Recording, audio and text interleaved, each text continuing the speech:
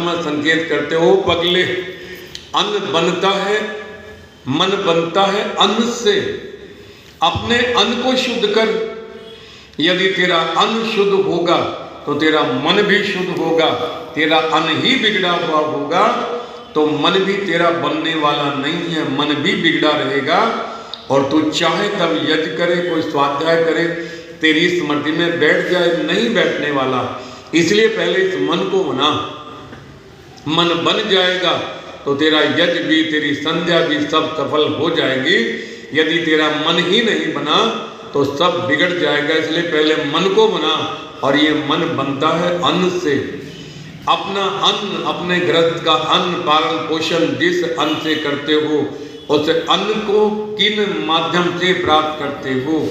यदि तुम्हारा धन पवित्र है, धोखे का नहीं है, छल कपट का नहीं है, लूट खड़ूस का नहीं है, यदि उस धन से अन्न प्राप्त कर करके पालन पोषण परिवार का अपना करते हो तो तेरा ये मन भी पवित्र होगा।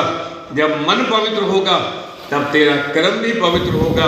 और जब तेरा कर्म पवित्र होगा उसका फल भी अच्छा ही अच्छा होगा।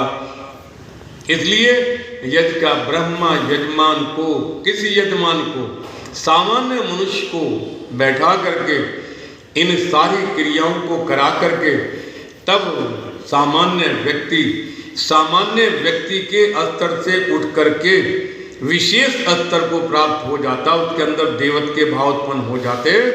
और हमने अनुभव किया जब व्यक्ति दौर से गुजरता है, आचमन से, अंगेश्वर से, ईश्वर स्तुति उपासना मंत्र से, स्वस्ति वाचन से, शांति कर्णम से, यज्ञोपवीत धारण कर करके तब व्यक्ति का मन इतना पवित्र होता है कि उसके हृदय के अंदर केवल परोपकार की भावना, सेवा की भावना, परमात्मा की उपासना भक्ति की भावना के अलग कुछ रहता ही नहीं है।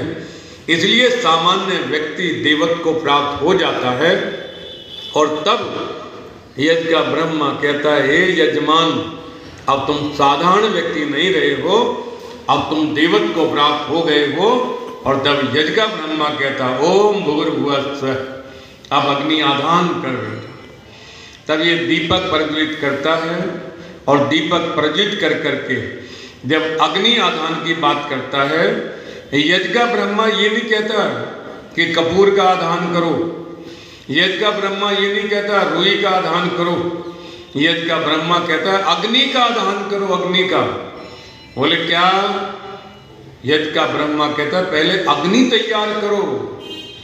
अग्नि तैयार कर करके, संविधाएं रख करके, अग्नि तैयार कर करके जब अग्नि तैयार हो जावे तब उसे यज्ञ कुंड में आधान करो, यज्ञ कुंड में छोड़ो, स्थापित करो। यहां से यज्ञ का प्रारंभ हो जाता। इसलिए ये यज्ञ सामान्य यज्ञ नहीं है, हमें प्राप्त हो रहा है, सुलभ हो रहा है, आसानी से करने का अवसर मिल रहा है।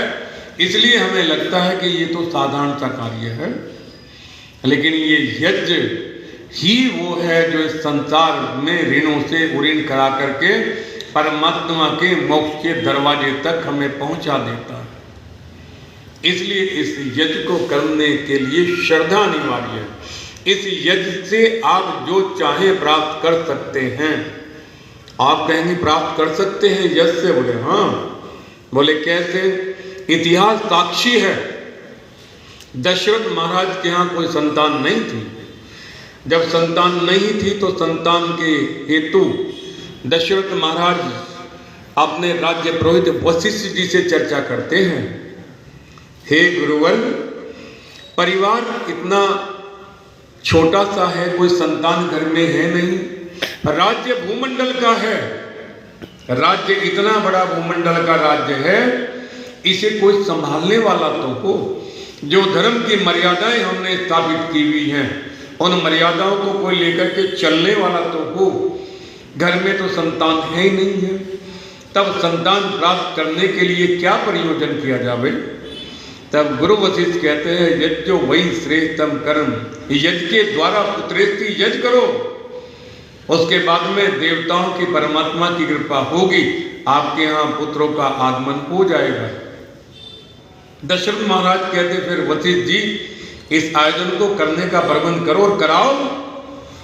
क्या सरलता होती है विद्वानों की। वशिष्ठ महाराज कहते, राजन, इस पुत्रऋषि यज्ञ को कराने में मैं समर्थ नहीं हूं, इसे कराने का अधिकार मुझे नहीं है, मेरी इतनी योग्यता नहीं है।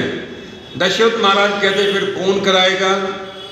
तब वशिष्ठ जी कहते हैं, जंगल के अंदर कुटी बना करके एक ऋषि रहता है जिसका नाम शृंगी ऋषि है, उनके पास में यज्ञ को कराने का सामर्थ्य है, योग्यता है। इसलिए महाराज जाकर के शृंगी ऋषि से प्रार्थना करो कि वो आपका पुत्रऋषि यज्ञ करावे। इतना सुनते के साथ में दशरथ महाराज कहते, ठीक है वशिष्ठ जी, और आदेश करते, घोड़े तैयार करो, रथ तैयार करो, सैनिक तैयार करो, हाथी घोड़े सब तैयार करो। वशिष्ठ महाराज कहते, ऋषि को आमंत्रित करने के लिए इस दिखावे की आवश्यकता नहीं होती है। महाराज, आप याचक बन करके जाओ, वहां बहुत हाथी क्या दिखाने, वहां घोड़े क्या दिखाने, वहां सेना क्या दिखाने, वहां रथ क्या दिखाने। राजा बन के मत जाना ऋषि के बात में, वरना सफलता नहीं मिलेगी। यदि यज्ञ से कुछ प्राप्त करना चाहते हो तो याचक बन करके यज्ञ के ब्रह्मा से प्रार्थना करो। आज तो स्थिति गड़बड़ है, यज्ञ का ब्रह्मा इंतजार देखता रहता है यजमान की, कब यजमान आवे तो मैं कार्यक्रम शुरू करूं। अन्यथा यजमान पहले उपस्थित होना चाहिए, यज्ञ का ब्रह्मा फिर आवे तभी तो सिद्ध होगा। ओम आवसो सदने सीध। यजमान आए भी यज्ञ के ब्रह्मा को कहता है, आइए महाराज ये आसन ग्रहण करिएगा।